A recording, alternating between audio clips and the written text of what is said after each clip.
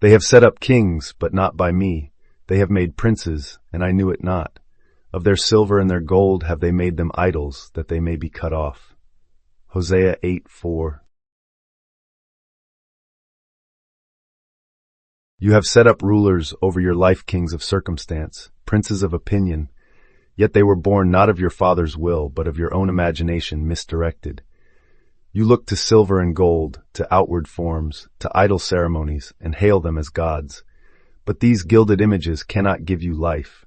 They are the husks of your own dream, and when you lean upon them, they betray you, cutting you off from the source of your being.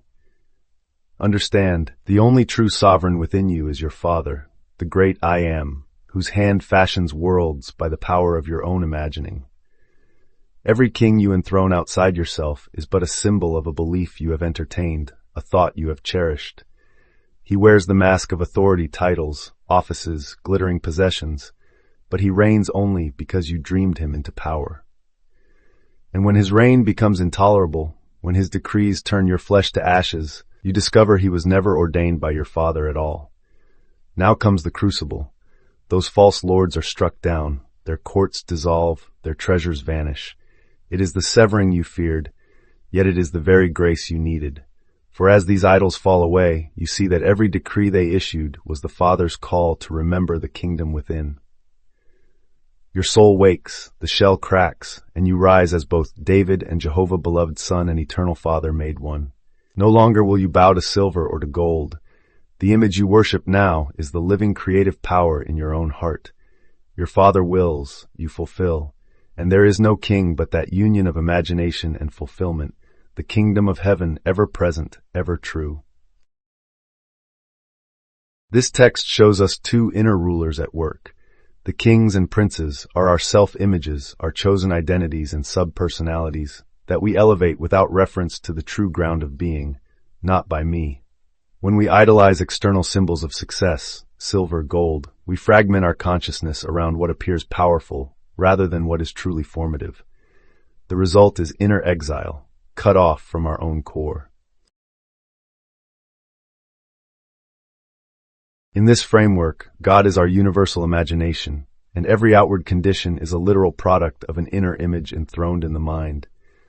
By setting up kings, not ordained by that imagination, we create false idols, rigid forms that demand our loyalty and then limit us. Whatever image you consciously dwell upon becomes a cause. The world unerringly scripts itself around your chosen mental decree. Within this teaching lies a profound truth. You hold the divine prerogative to choose the sovereign of your inner world. You stand in two roles, that of the imaginer, the father who dreams, and also the field of manifestation, the son who brings that dream to life. When you consciously enthrone a new self-image aligned with your I Am awareness, you dissolve every idol born of fear or lack and instead establish the living emblem of your own fulfillment. In that awakening moment, you claim your immediate power, the authority to transform the thought that reigns within, and by doing so, recast the very fabric of your reality. Begin by gently observing where you have placed your devotion, noticing how you may unknowingly worship money, approval, titles, or even the memory of past failures. As you become aware of these inner idols, invite a shift in perception by allowing yourself, whether in quiet reflection or as you drift into sleep, to embrace the image of your true sovereign self, the soul that already abides in security, creativity, and love. Feel that reality fully, letting its presence permeate every corner of your awareness.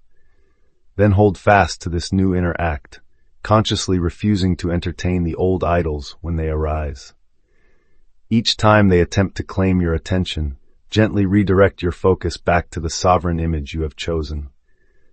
Gradually, you will observe the world around you reshaping itself, as external circumstances mirror the allegiance of your heart, dissolving the power of false rulers and restoring you to a state of divine plenitude. By dethroning these mental tyrants and enthroning your I Am ordained self, you reclaim your creative power and step into the freedom promised by every ancient word.